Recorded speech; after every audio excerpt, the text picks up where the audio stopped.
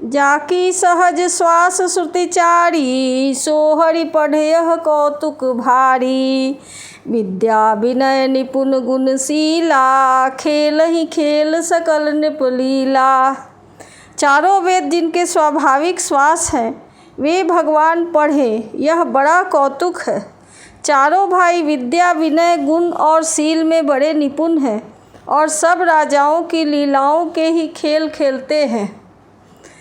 करतल बाण धनुष अति सोहा, देखत रूप चराचर मोहा।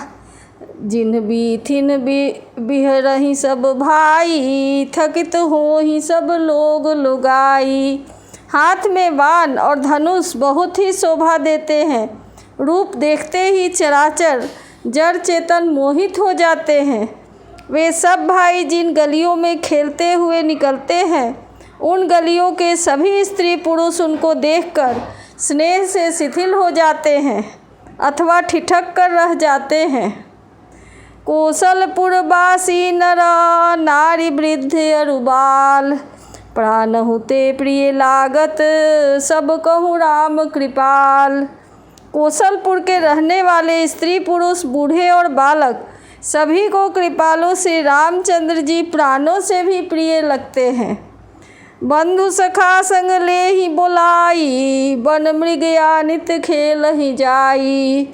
पावन मृग मारहि जिय जानी, दिन प्रति निपहि देखावहि आनी। श्री रामचंद्र जी भाइयों और इष्ट मित्रों को बुलाकर साथ लेते हैं और नित्य वन में जाकर शिकार खेलते हैं। मन में पवित्र समझकर मृगों को मारते हैं और प्रतिदिन लाकर राजा दशरथ जी को दिखलाते हैं। जे मृग राम बाण के मारे, ते तनु तजि सुरलोक सिधारे। अनुज सखा संग भोजन करही, मातु पिता आज्ञा अनुसरही। जो मृग श्री रामचंद्र जी के बाण से मारे जाते थे, वे शरीर छोड़कर देवलोक को चले जाते थे। श्री रामचंद्र जी अपने छोटे भाइयों और सखाओं के साथ भोजन करते हैं और माता पिता की आज्ञा का पालन करते हैं। जहि विधि सुखी होहि पुर लोगा, करहि कृपा निधि सोई संजोगा। वेद पुराण सुनहि मन लाई, आप कहहि अनुजन समुझाई। जिस प्रकार नगर के लोग सुखी हों, कृपा निधान श्री रामचंद्र जी वही संयोग करते हैं। वे मन लगाकर वेद पुराण सुनते हैं और फिर स्वयं छोटे भाइयों को समझाकर कहते हैं। प्रातः काल उठि कै रघुनाथा, मातु पिता गुर लावहि माथा। आय सुमागि करहि पुर काजा, देखि चरित हर्षहि मन राजा। श्री रघुनाथ जी प्रातः काल उठकर माता पिता और गुरु को मस्तक नवाते हैं और आज्ञा लेकर नगर का काम करते हैं। उनके चरित्र देख देख कर राजा मन में बड़े हर्षित होते हैं। व्यापक अकल अनीह अजा, निर्गुण नाम न रूप। भगत हेतु नाना विधि, करत चरित्र अनूप। जो व्यापक, इच्छा रहित, अजन्मा और निर्गुण है तथा जिनका न नाम है न रूप, वही भगवान भक्तों के लिए नाना प्रकार के अनुपम अलौकिक चरित्र करते हैं। यह सब चरित कहा मैं गाई, आगिल कथा सुनहु मन लाई। विश्वामित्र महामुनि ज्ञानी, बसहि विपित शुभ आश्रम जानी। यह सब चरित्र मैंने गाकर कहा, अब आगे की कथा मन लगाकर सुनो। ज्ञानी महामुनि विश्वामित्र जी वन में शुभ आश्रम जानकर बसते थे। जहाँ जप यज्ञ जोग मुनि करही, अति मारीच सुबाहु ही डरही। देखत यज्ञ निशाचर धावही, करही उपद्रव मुनि दुख पावही। जहाँ वे मुनि जप यज्ञ और जोग करते थे, परंतु मारीच और सुबाहु से बहुत डरते थे। यज्ञ देखते ही राक्षस दौड़ पड़ते थे और उपद्रव मचाते थे, जिससे मुनि बहुत दुख पाते थे। गाधि तनय मन चिंता व्यापी, हरि बिनु मरहि न निश्चर पापी। तब मुनिवर मन कीन्ह विचारा, प्रभु अवतरे हरन मही भारा। गाधी के पुत्र विश्वामित्र जी के मन में चिंता छा गई कि ये पापी राक्षस भगवान के मारे बिना नहीं मरेंगे। तब श्रेष्ठ मुनि ने मन में विचार किया कि प्रभु ने पृथ्वी का भार हरण करने के लिए अवतार लिया है।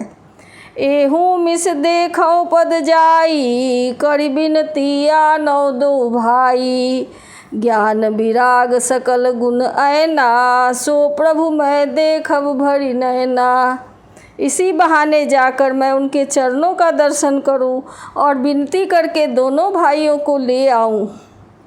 आहा, जो ज्ञान वैराग्य और सब गुणों के धाम है, उन प्रभु को मैं नेत्र भरकर देखूंगा। बहुविधि करत मनोरथ, जात लागी नहीं बार। करि मज्जन सरयू जल, गए भूप दरबार। बहुत प्रकार से मनोरथ करते हुए जाने में देर नहीं लगी। सरजू जी के जल के स्नान करके वे राजा दशरथ के दरवाजे पर पहुँचे। मुनि आगमन सुनत जब राजा, मिलन गयौलय विप्र समाजा।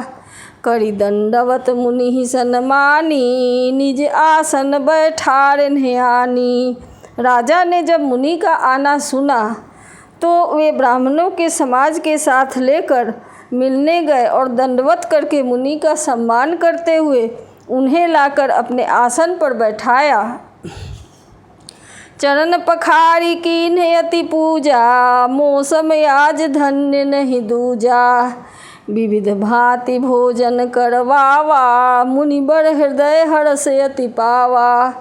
चरणों को धोकर बहुत पूजा की और कहा, मेरे समान धन्य आज दूसरा कोई नहीं है।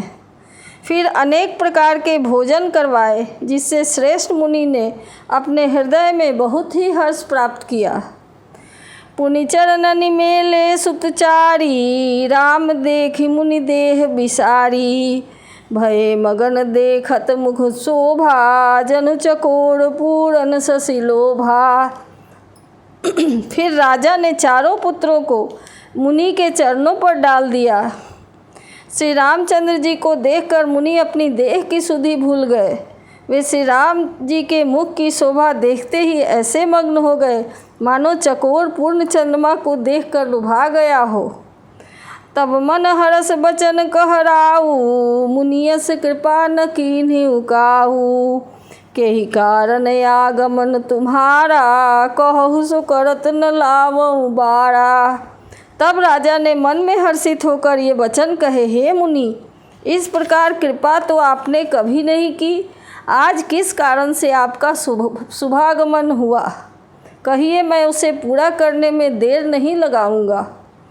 असुर समूह सतावहि मोहि, मैं जाचन आयऊ निपतोहि। अनुज समेत देहु रघुनाथा, निश्चर बध में होब सनाथा।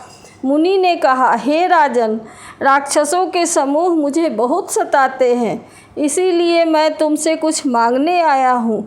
छोटे भाई सहित श्री रघुनाथ जी को मुझे दो। राक्षसों के मारे जाने पर मैं सुरक्षित हो जाऊंगा। देहु भूप मन हर्षित, तजहु मोह अज्ञान। धर्म सुजस प्रभु तुमको, इनकह अति कल्याण। हे राजन, प्रसन्न मन से इनको दो, मोह और अज्ञान को छोड़ दो। हे स्वामी, इससे तुमको धर्म और सुयश की प्राप्ति होगी और इनका परम कल्याण होगा। सुनि राजायति अप्रिय बानी, हृदय कंप दुख दुतिकल कमुलानी। चौथे पन पायऊ सुतचारी, विप्र वचन नहीं कहेऊ विचारी। इस अत्यंत अप्रिय वाणी को सुनकर राजा का हृदय कांप उठा और उनके मुख की कांति फीकी पड़ गई। उन्होंने कहा, हे ब्राह्मण, मैंने चौथे पन में 4 पुत्र पाए हैं, आपने विचार कर बात नहीं कही।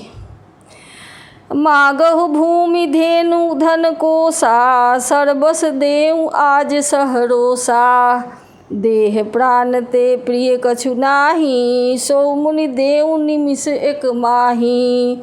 हे मुनि, आप पृथ्वी, गौ, धन और खजाना मांग लीजिए, मैं आज बड़े हर्ष के साथ अपना सर्वस्व दे दूंगा। देह और प्राण से अधिक प्यारा कुछ भी नहीं होता, मैं उसे भी एक पल में दे दूंगा। सब सुत प्रिय मोहि प्राण की नाई, राम देत नहीं बनत बनई गोसाई। कह निश्चर यति घोर कठोरा, कह सुंदर सुत परम किशोरा। सभी पुत्र मुझे प्राणों के समान प्यारे हैं, उनमें भी हे प्रभु राम को तो किसी प्रकार भी देते नहीं बनता।